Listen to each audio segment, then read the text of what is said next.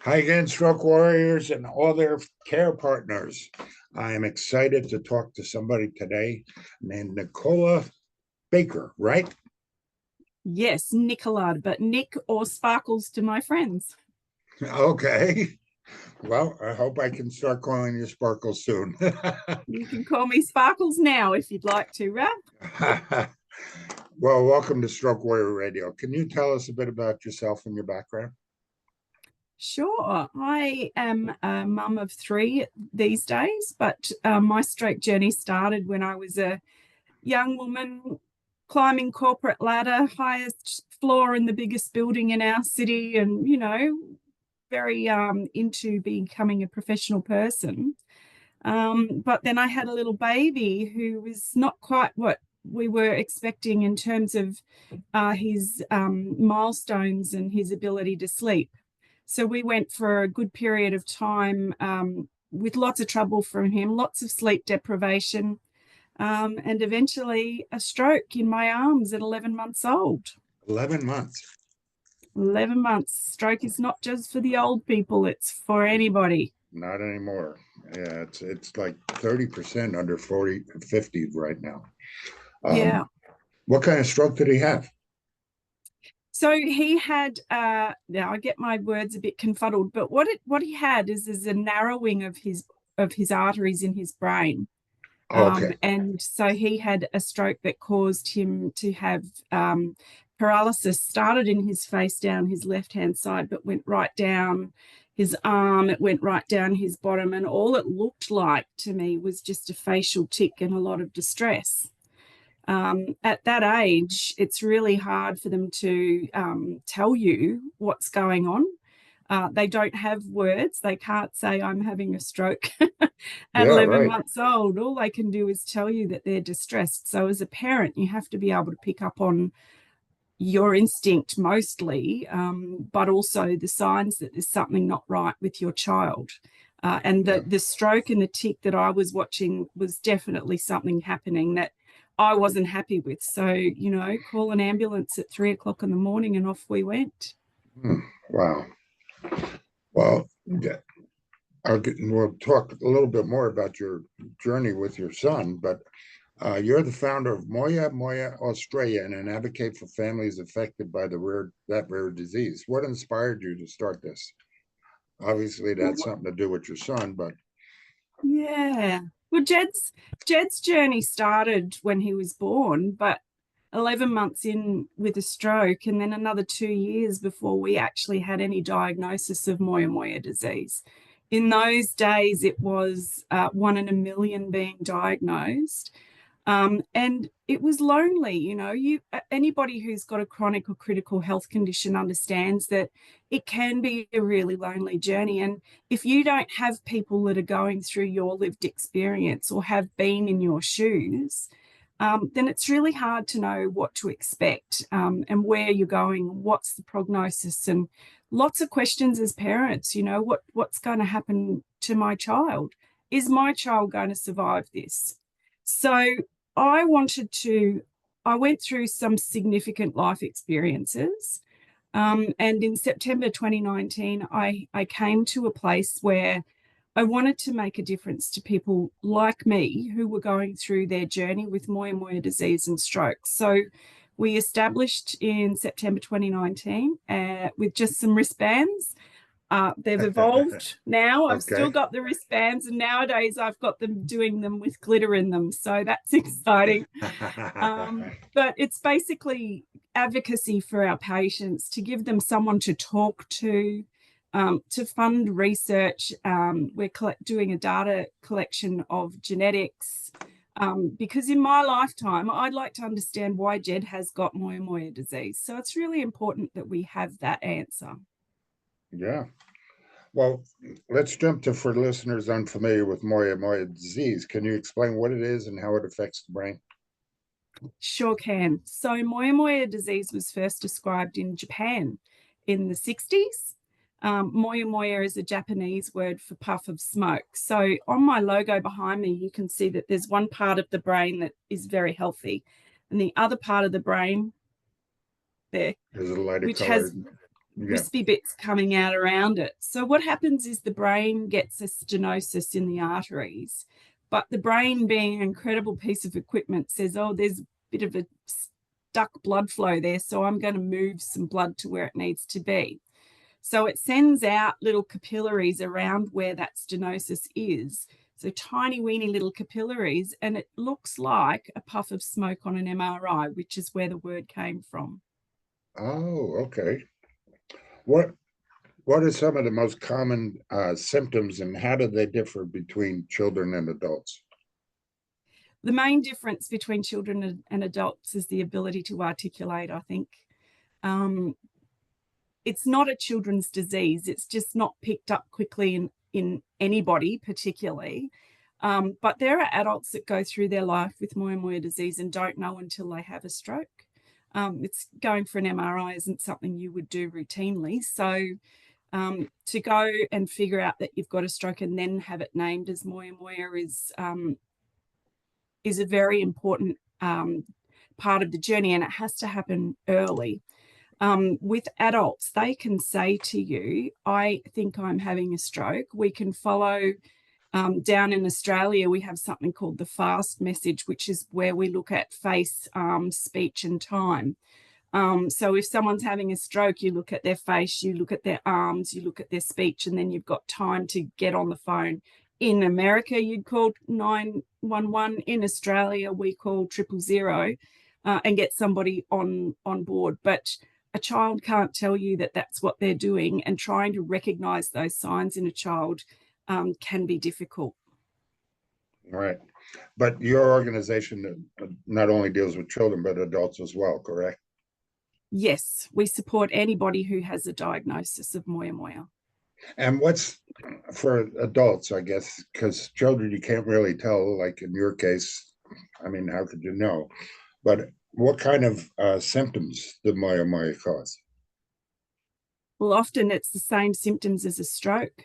Okay. So you'd be looking for, and most people wouldn't think that there was something wrong until they've had that stroke or that first stroke, or they've started having transischemic attacks, and you know something's going wrong. You can see it, but it's not Oh, actually a stroke. okay. So when we see those signs, that's when we need somebody who has experience with Moya Moya disease to be able to say, stop, everybody, let's do an MRI. Let's see where this blood's getting stuck. And then we can refer to someone who has experience with the disease. Oh, forgive me for my ignorance, because I thought Moya Moya was kind of separate from stroke. I didn't realize that it kind of is a cause of stroke. That's exactly right. It's a cause of stroke. But interestingly, there are other conditions that are that people with Moya Moya disease have. So, for example, we have lots of Moya Moya patients that have Down syndrome, which is why Oh, it's really interesting that, we're trying to collect the database of genetics for people with Moya Moya, because it's interesting to see that, there's one that we know about. Is there something else that we can find, that we can point to, that we can test for? is there any kind of studies or results anywhere that show a particular demographic or population that's most affected by the condition? Once upon a time there was, because this was named in Japan, it was considered that lots of people with an Asian heritage had Moya Moya. But I mean, if you look at me, I'm a little blonde girl with green eyes. So Yeah. clearly there's not that Asian connection. And a lot of our patients, one of my little boys that I'm talking to at the moment, his mum is a really lovely advocate. She is red hair, you know. He's got red hair as well, little fair thing. And then there's another lady who has two children with Moya Moya, who is from a Lebanese background. So, we can't really differentiate anymore now that it's been reported in Japan, but it picked up in every other country of the world. No, there's not. There are reports around about the treatment of Moya Moya disease, and Moya Moya Australia were happy to be able to fund one of those reports at Macquarie University, which is where Professor Marcus Stoodley is one of our leading practitioners and neurosurgeons, who he's the head of the neurosurgical department, neurosciences. So he's credited us for the last report that he's done, but they are also the ones that are collecting the database of genetics for us. Wonderful. It's so, what I'm hearing, and again, I don't know much about Moya Moya, but as many stroke survivors as I know, I only know one. What is there any warning signs? Is there anything that can a doctor or somebody see, or a person can feel that maybe, oh, I need to go to the doctor before this happens, the stroke happens that Moya Moya causes? Yes, that's when the TIAs, the trans-ischemic attacks, are very important, because they can be an indicator that something's going on. Whether it's an indicator or not that Moya Moya disease is present, we can't say. But it's important that if there is something like that happening, no matter what the cause of it is, that you get somebody to look at it. So many people are so reluctant to go to a doctor because it's just a headache, or it was just a moment and it's over and done with. It's just a little flashing light, or my speech, it's only little, it's past. But the problem is, it's like an earthquake, it's that little tremor that gives you the heads up, something bigger is coming. You need to get yourself looked at. Yeah. Oh, and I know several people that have skipped over their TIAs, and a month or two later, they've had massive hemorrhagic strokes. Yeah. A little bit about your personal challenge. Can you, share this may be too personal, but can you share your journey as a mother and how Jed's health challenges began? Yeah. Look, as a mum, when you have a baby, you are expecting to count 10 little fingers and 10 little toes, and you see this squishy little creature come, and you give them all of the love and all of the resources for all of their dreams to come true, don't you? Yes. But then with Jed, Jed just didn't sleep. We went through 9 months with him sleeping for 20 minutes at a time. So, that kind of torture is something that it can destroy anybody. It can destroy families. It didn't destroy my husband and I. Peter and I are together still now. 21 years after Jed was born, we still very tight unit. God bless. But it was a challenge, and then to have that stroke at 11 months, he and I spent lots of time in hospital with Jed. We did find that we didn't have as much support where we live as we could have. So we ended up going to Sydney, which is the big city where people can be treated for this disease. And as soon as we went to Sydney, we were in surgery within a month.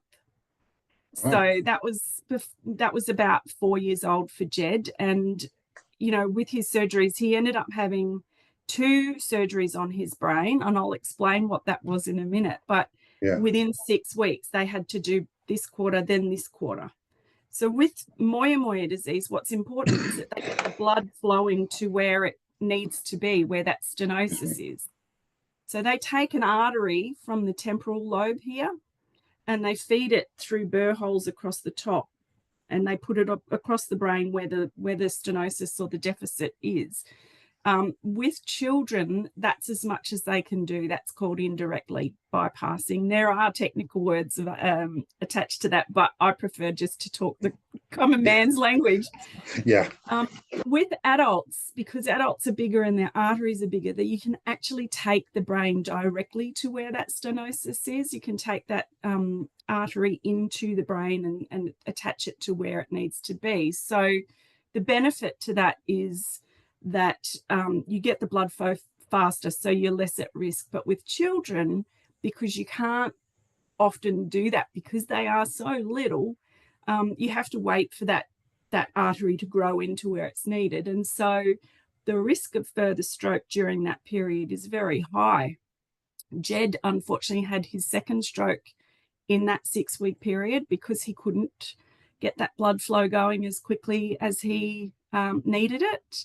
And that caused him to have damage to his vision on his peripheral left side. So He's learned to manage that now. To look at him, most people would never know that he's got that blindness. But unfortunately, there's a little boy that touched all of us here in Australia a couple of years ago, at 8 years old, had his first surgery, but unfortunately had a massive stroke before his blood flow was sorted, and we lost him. And as a community, I cried for days over it. I never met the little boy personally, but his mother and I are connected through Facebook, and her story is similar, very similar to mine. And, it really does impact on all of us. Yeah. What I'm curious. They were able to diagnose a stroke at 11 months, correct? Yes. Why did it take so long to diagnose the Moya Moya till age 3? Yes. I say that and I laugh these days because I have to find joy, but it shouldn't have taken that long. Exactly. It should not have taken another 12 months for us to go to Sydney. Wow. But it is what it is. And that's why I'm here, because if people are showing signs, they have a diagnosis, if they're not happy with their treatment plan, they need to shake some cages. They need to rattle those chains and make a lot of noise. Because particularly if you're advocating for a child, that child can't advocate for itself. You must be that mother tiger and roar. That's Yeah. what we do. And we encourage people to make noise. If you're not happy, you've got to be out there and be noisy and be unpopular if that's what you have to be. That's, Right. We don't care if you're friends of ours as long as you're treating our children. Yeah. And there's a certain amount of tact that you can use, as angry as you may be. Yes, Yeah. you can. But And every it's, now and then you can thump your fist and say, yeah. this is not good enough. And we have that not good enough here too. I mean, for example, I didn't get an ankle foot orthotic till I was 6.5 years after my stroke. Nobody told me about it in 6.5 years.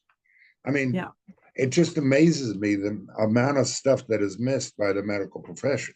And there's some great doctors out there, and there's some, frankly, lazy doctors that don't go through what they need to help somebody. I just, it's a bad place for me to talk about. It just still Yeah. frustrates me. It's very frustrating. And, unfortunately, it's the lived experience that actually gets these things done. Yeah, it is. How did this experience shape your family's perspective for advocacy work that you do? It's it's been, for me, I didn't know that that's what my purpose was for the first couple of years. I had some other experiences that sort of said to me, look, tomorrow might not come. You feel this way about it. So instead of waiting for the right moment, just get up and go and do it now. So I don't know if you've had a chance to read my book yet, but I was involved in a couple of really high highs and really low lows within the space of a month. That was in May and June 2015, where we had campaigned to meet our favourite pirate, Captain Jack Sparrow, who is here. Oh, he likes rum. I know that because he ate the cake that I put rum in one hit. We campaigned to meet him. They were filming the last of the Pirates of the Caribbean films. I think in the US it's called Salazar's Revenge, and down here in Australia it's called Dead Men Tell No Tales. Oh, okay. Yeah, so we were invited as a family down, and we spent the day with Johnny Depp, and I gave him a boiled fruitcake with the rum in it, and some fudge that my friend Nicole had made. And we came back from that, and it was a very high moment. We were getting lots of publicity. We were talking about Moya Moya disease. And then shortly after that, which was the 9th of June, actually Johnny Depp's birthday, there was an explosion here in Ravenshoe in my town. And my friend Nicole, who made the fudge, was very badly wounded in that explosion. I got to go down to where she was. I didn't realize that she had been included in involved in the noise that I'd heard. But when I realized that it was her, I was actually able to sit with her in her moments of distress, and I was able to calm her. And I feel like Nicole still sits on my shoulder every day. I talk to her every day in my heart. And I just felt like that was an example for me of, she just went to work that day. You know, I go to Yeah. work every day and I have things that I want to do. I've got dreams and ambitions, but she just went to work that day and she can't live out any of hers now. So that's what inspired me once I recovered from the grief and the trauma of it all. That's what inspired me to pick up and take on the advocacy role. There's been a few other instances in the last few years that have been quite traumatic and perhaps a little bit more than most people would endure in a lifetime. But that's the pivot moment for me to want to get out and help other people. Mhm. How does Moya Moya Australia contribute to research and training in this field? I mean, it sounds like you've got a real network of medical people and survivors as well that you're working. What types of support and services can you do from that? So far, Moya Moya Australia, which is me with a few people in the background that I delegate, say, can you do this for me? We've given over 100,000 Australian dollars to Macquarie University because we want to train people that are coming through that hub of Moya Moya specialists in how to treat the disease. We are also able to be part of the Childhood Stroke Lived Experience Advisory Group, which is really important because there's really very little in terms of resources for children Right. in stroke. So as a group, and I believe you spoke to my old mate Tommy the other day. Yes, I As did. well, Tommy and I are on that group together. He's an absolute fan favorite for me. I adore that fellow. And, we're really doing some world-changing, world-leading stuff in terms of providing resources. So we also advocate for the Stroke Foundation because a stroke is a stroke is a stroke, whether it's from Moya Moya disease or not, So Right. it's Right. important that we're holistic in our attitude. But we also like to put a little bit of money in our patients' accounts. There's a little fellow on our website. You'll see his photo. He's a gorgeous little chap. His name is Laken, and he had his issues about a year ago, just before Christmas. And so I gave his mum some money. I said, no questions asked. This is for you to get your little mate through what he's going through. And she bought him a puppy. Oh my Can gosh. you can you imagine anything better than trying to convalesce a child and say, look, here's a puppy? So they send me Yeah. photos of Laken and his puppy every now and then. I get to Oh my check him gosh. out. Very cool. Yeah, very, very cool. Well, I'm impressed you're a published author. Can you tell us about the book, The Thing About Jed, and what inspired you to write it?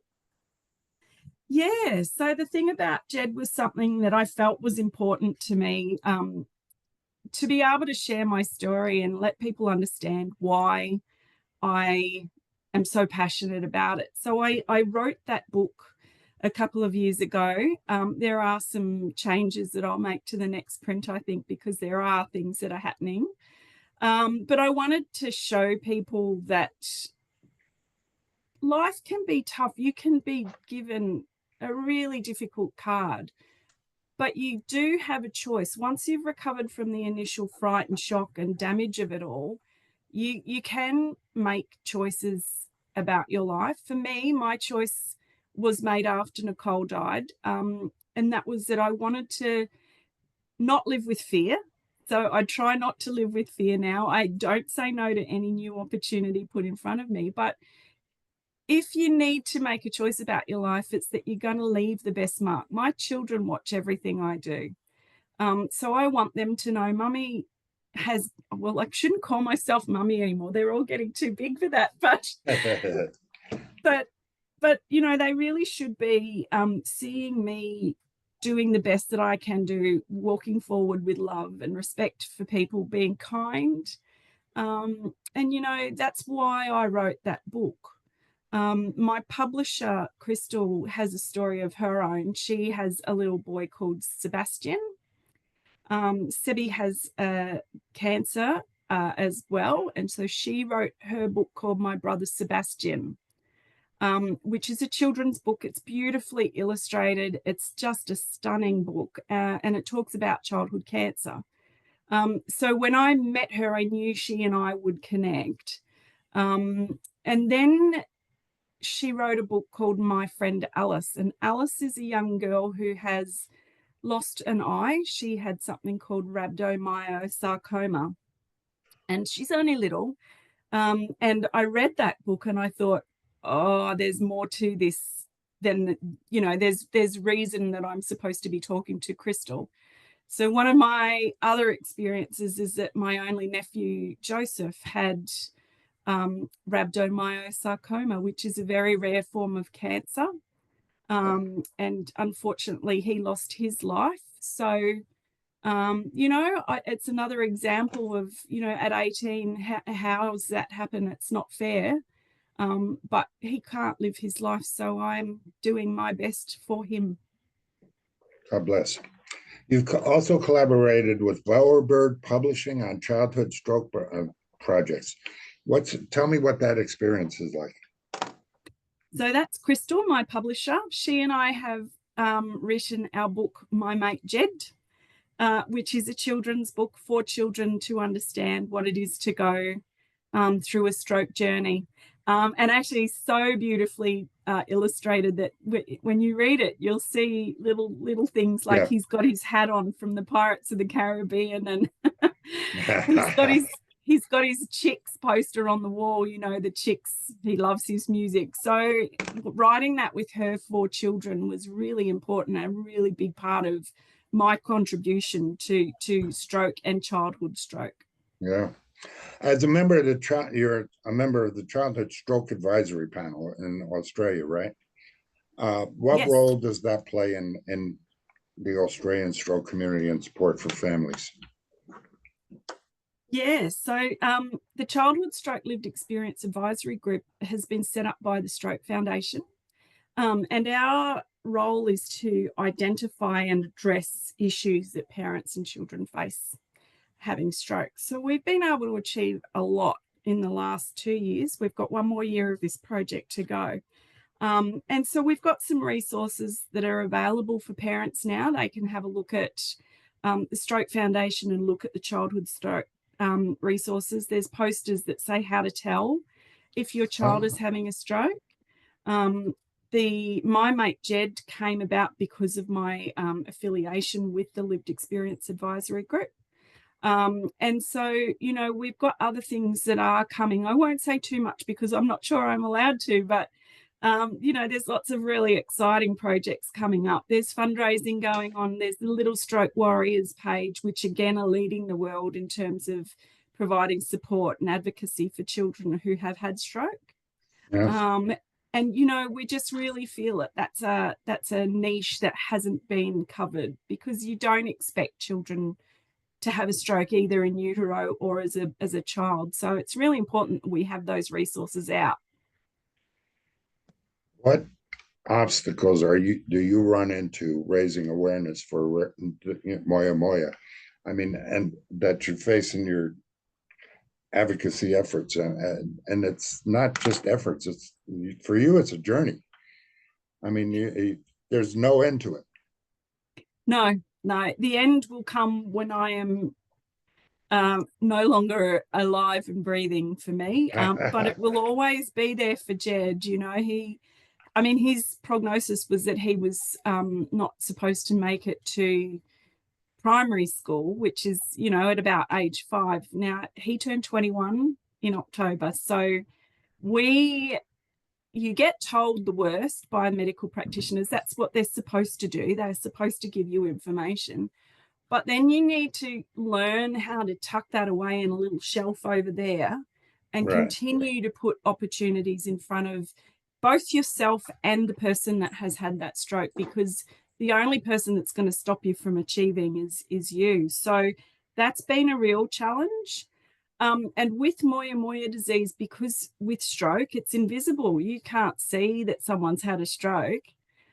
So Jed looks, to all intents and purposes, like any other 21-year-old man, but it's when you start to watch his behaviors that you can recognize that there is a deficit there. So, we have to be really careful with that. I can't take him to, a bar with lots of young people drinking alcohol, because they tend to get, the wrong idea of who he is and what he represents. I do take him intermittently, because he is a young man and he should be able to do those things. In fact, Right. I do have a little concert I'm taking him to in March, and we're all very excited about it.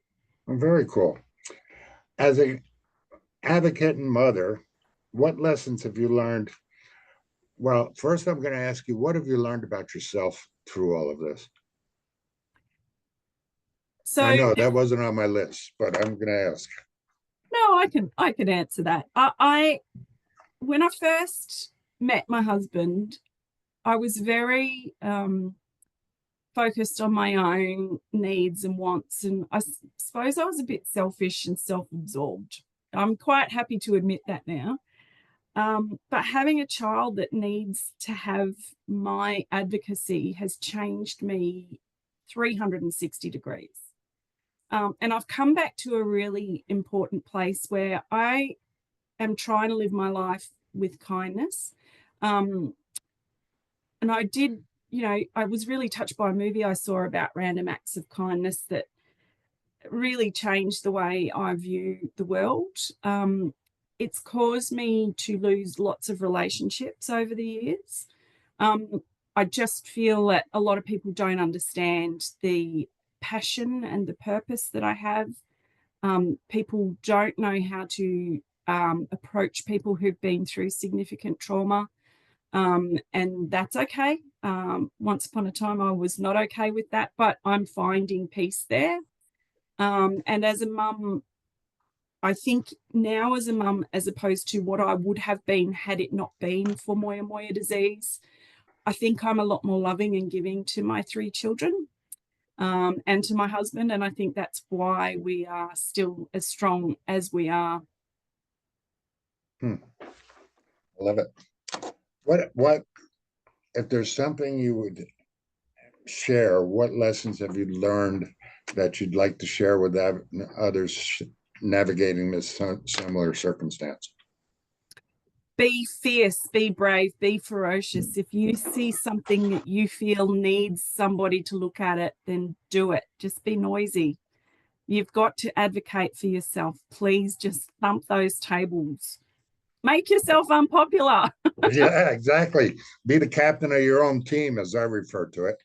Yeah, or your ship if you were a pirate like me. Yeah, exactly. There you go. Um, as we wrap up, um, are there any initiatives or projects coming up that you want to share, or long-term goals that you could share anyway? Yes, World Moya Moya Day is coming up. That's international.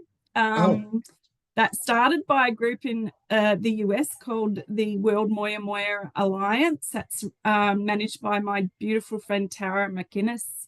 I'll introduce you to her. She's beautiful, please. but it's on the 6th of May. So on the 6th of May, if every one of your listeners says the word Moya Moya to somebody else, then that's a whole new set of ears that we've got listening. Wonderful. I will make sure it's on the air too. Thank you. Um, as we wrap up, is there a final message or call to action that you'd like to share with our listeners? Yes, the call to action would be that, you've got one life. You need to live the bazunkies out of it, because you never know when it's going to stop. Yeah, I love that. How can listeners get involved or access Moya Moya Australia or resources to support their own families? First of all, you can reach out to me. You can find me in the Moya Moya Australia Facebook page. I know you and I connected in LinkedIn, Ralph. So Right, right. I am on the socials, but Facebook is the one I know the best. Okay. You can read my book. The Thing About Jed is available around the world. My Mate Jed is also available around the world, and I've got some links. I'll send those to you. You did. Um, and, you know, if you're speaking to someone who, you know, you think they're not quite my kind of person, then just maybe think about that there might actually be a reason for it. It might be that you can't see the disability that they live with every day. So please, you know, walk softly. Patience. Yes, Learned patience. yes, Absolutely. And do you have a website as well? yes. You can find us at moyamoyaaustralia.org.au. And there's a little short film there that you can watch that shows you our journey. Nice. And there's lots of other little things we put in there that are interesting. So have a little look. I got to start looking at those pictures. I always read you know, when I do my research, I always read, but I don't always play the movie, the clips. I Yeah. should start doing that. Anyway, anything else you want to add? I will tell you, Kiala Settle is one of our legends. So she is the beautiful, beautiful actress who played the bearded lady in The Greatest Showman. Oh, Um, okay. and one of her songs from that show is called This Is Me. We use that a lot. This is our, you know, look out because here I come. You know, I'm not a stranger to the dark, but I choose to get out there, and this is me. Kiala has Moya Moya disease.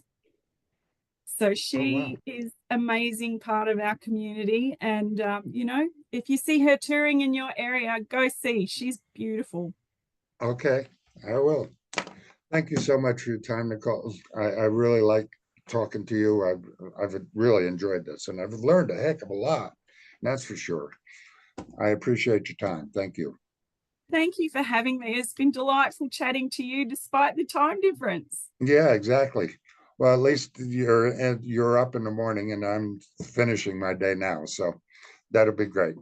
Have a great Great. weekend. Thank you. You too.